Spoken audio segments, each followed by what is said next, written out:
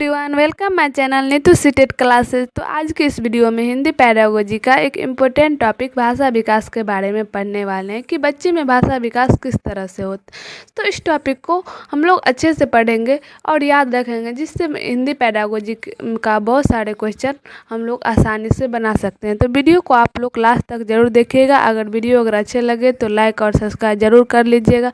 अगर चैनल पे नए हैं तो चैनल को सब्सक्राइब ज़रूर कर लीजिएगा, जिससे नए आने वाले वीडियो को आप लोग को नोटिफिकेशन मिलता रहे। तो चलिए वीडियो को शुरू करते हैं। तो आज हम लोग इस वीडियो में भाषा विकास के बारे में पढ़ने वाले हैं। तो भाषा विकास पढ़ने से पहले हम लोग ये जानते हैं कि भाषा क्या है। तो भाषा जिस माध्यम से हम मन के विचारों एवं भावों को दूसरे के सामने प्रकट करते हैं तथा दूसरे के विचारों एवं भावों को समझते हैं, वो भाषा कहलाते हैं। मतलब जिस माध्यम से हम अपने मन के विचारों एवं भावों को दूसरे के सामने प्रकट करते हैं या दूसरे के द्वारा कही गई बात को समझते हैं या ग्रहण करते हैं, तो वो भाषा है। भाषा को हम लोग 3 रूप से अभिव्यक्त करते हैं। जैसे एक लिखित रूप से लिख के कोई भी चीज़ व्यक्त करते हैं, और दूसरा मौखिक रूप से बोलकर अभिव्यक्त करते हैं, और तीसरा है सांकेतिक रूप से हम सिंबल के द्वारा भी हम भाषा का प्रयोग कर सकते हैं। तो भाषा को हम लोग 3 तरह से प्रयोग कर सकते हैं। अगला पॉइंट है भाषा। मनुष्य में भाषा सीखने की प्रवृत्ति स्वाभाविक रूप से विद्यमान है। मनुष्य प्राणी में भाषा सीखने की प्रवृत्ति स्वाभाविक रूप से विद्यमान रहती है।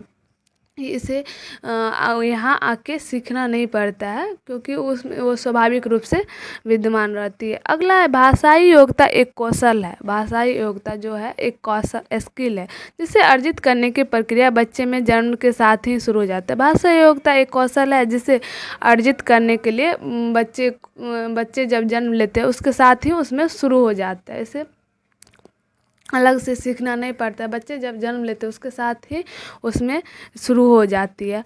अगला है बच्चे में सीखने की प्रक्रिया अनवरत चलती रहती है। यह स्कूल और स्कूल के बाहर भी चलते हैं। बच्चे में जो सीखने की प्रक्रिया होती है वो स्कूल और स्कूल के बाहर भी चलते हैं। वो बच्चा घर में भी सीखता है, घर के बाहर भी सीखता है।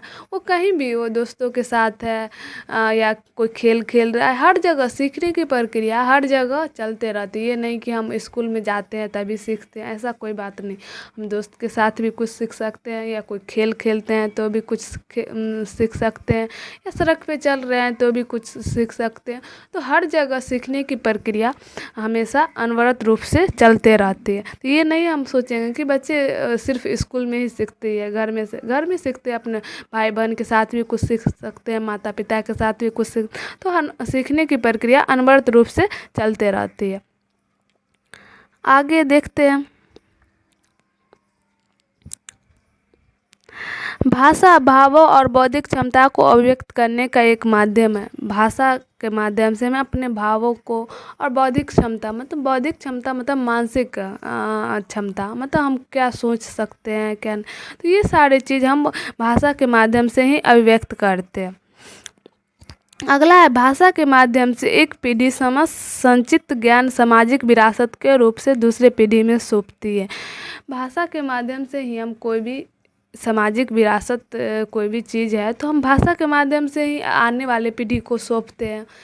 तो भाषा हमारे लिए बहुत ज़्यादा ज़रूरी है। भाषा के माध्यम से हम पिछले पीढ़ी या आने वाले पीढ़ी को कोई भी चीज़ बता सकते हैं। अगर भाषा नहीं होगी तो हम किस माध्यम से हम कोई भी चीज़ अपनी आने वाले पीढ़ी को बताएंगे। तो भाषा हमारे लिए बहुत ज़रूरी है। अगला पॉइंट है व्यक्ति अपने आंतरिक भाव को भाषा के माध्यम से अभिव्यक्त करने के लिए व्यक्ति प्राणी जो भी है वो अपनी मन की बात को अभिव्यक्त करने के लिए भाषा का ही प्रयोग करती है।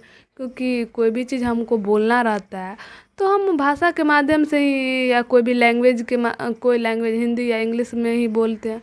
तो कोई भी चीज़ बोलने के लिए या कोई भी चीज़ अभिव्यक्त करने के लिए तो हम भाषा का ही प्रयोग करते हैं, या किसी का कही हुई बात को ग्रहण करते हैं तो उसके लिए भी भाषा का ही प्रयोग करते हैं। तो भाषा हमारे लिए बहुत ज़रूरी है कि मन की बात को दूसरे के सामने प्रकट करें, या दूसरे के बातों को ग्रहण करने के लिए भी भाषा हमारे लिए ज़रूरी है।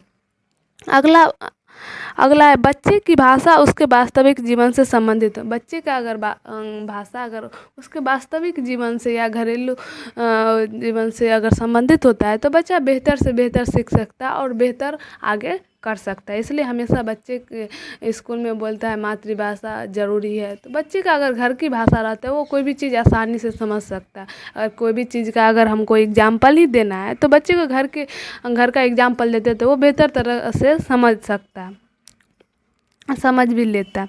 अगला है बच्चे में रोने चिल्लाने हंसना ये सब पूर्णतः स्वचालित एवं नैसर्गिक होती है और इन्हें सिखाया जाता है। नैसर्गिक मतलब प्राकृतिक रूप।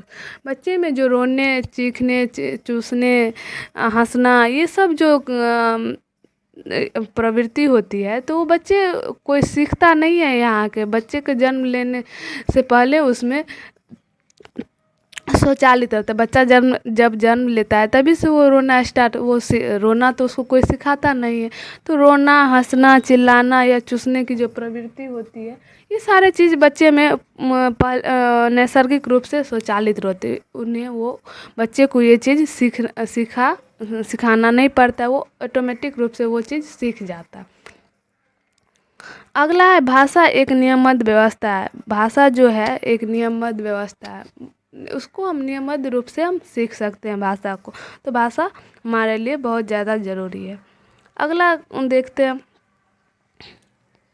भाषा के कार्य एवं महत्व। मतलब भाषा के कार्य एवं महत्व क्या है। तो सबसे पहला इच्छाओं एवं आवश्यकताओं को संतुष्टि। हम किसी की इच्छाओं को कैसे पूरा कर सकते। अब वो कोई भी चीज़ बोल रहा है उसकी इच्छाओं को आवश्यकता, तो हम किसी को कोई चीज़ चाहिए तो हम उसको भाषा के माध्यम से ही बोल सकते हैं। या किसी को हमको कुछ देना है तो भाषा का ही माध्यम से, तो उसकी इच्छा और आवश्यकताओं को पूर्ति करने के लिए हमको भाषा का प्रयोग करना ही पड़ता है। अगर भाषा के बिना हम उसकी इच्छाओं और आवश्यकताओं को पूरा नहीं कर सकता। तो इसलिए किसी की इच्छाओं और आवश्यकताओं को पूर्ति करने के लिए हमको भाषा का प्रयोग ज़रूरी है। दूसरा है ध्यान आकर्षित करना। हम कितना अच्छा बेहतर बोलेंगे कि दूसरे व्यक्ति का ध्यान मेरे ओर आकर्षित हो सकता है।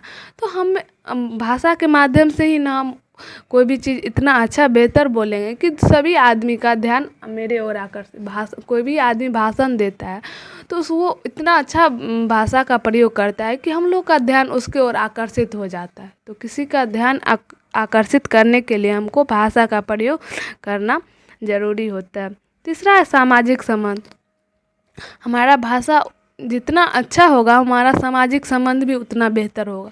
तो सामाजिक संबंध बेहतर बनाने के लिए हमारा भाषा भी अच्छा होना चाहिए। अगला है शैक्षिक उपलब्धि के लिए आवश्यक। शैक्षिक उपलब्धि मतलब हम कोई भी चीज़ डिग्री हासिल करते हैं तो वो भाषा के माध्यम से ही किसी भी ना किसी लैंग्वेज के माध्यम से ही शैक्षिक उपलब्धि हासिल करते हैं। तो शैक्षिक उपलब्धि के लिए भी हमारे लिए शैक्षिक उपलब्धि के लिए भी भाषा ज़रूरी है। अगला है दूसरे के विचारों को प्रभावित करना। हम दूसरे के विचारों को प्रभावित कैसे कर सकते हैं। हमारी बात उसको इतना ज़्यादा अच्छा लगे तो हम भाषा को उतना अच्छा से प्रयोग करेंगे कि उसके विचारों को प्रभावित कर सकते। कोई भी आदमी भाषण देता है तो उतना अच्छा कोई भी वो भाषा का प्रयोग करता है कि वो दूसरे को उसके वाणी को उसको प्रभावित कर देता है। किसी का भाषण जैसे नरेंद्र मोदी भाषण देते तो उसके भाषण सुन के सभी लोग प्रभावित हो जाते हैं। तो वो इतना अच्छा भाषा का प्रयोग करते हैं कि दूसरे लोग के विचारों को वो प्रभावित कर देते हैं। अगला है व्यक्तित्व निर्माण में सहायक। व्यक्तित्व निर्माण मतलब पर्सनैलिटी। हमारा पर्सनैलिटी कितना बेहतर हो उसके लिए हमको भाषा ज़रूरी है, क्योंकि किसी भी आदमी का पर्सनैलिटी उसकी भाषा से ही देखा जाता है कि वो कितना अच्छा बोल लेता है या किसी भी चीज़ को कितना अच्छा से व्यक्त कर लेता है या किसी चीज़ को कितना अच्छा से ग्रहण कर लेता है। तो ये सारे पर्सनैलिटी के लिए भी हमारे लिए पर्सनैलिटी के निर्माण में भी हमारे भाषा उतना ही ज़रूरी है। तो ये सारे चीज़ में भाषा बहुत ज़रूरी है। एक बार और हम लोग देख लेते हैं इच्छा और आवश्यकताओं की संतुष्टि के लिए भाषा का ज़रूरी है। ध्यान आकर्षित करने के लिए इसके बाद है सामाजिक संबंध के लिए भी भाषा ज़रूरी है, शैक्षिक उपलब्धि के लिए भी भाषा ज़रूरी है, दूसरे के विचारों को प्रभावित करने के लिए और व्यक्तित्व। तो ये सारे भाषा के कार्य एवं महत्व थे।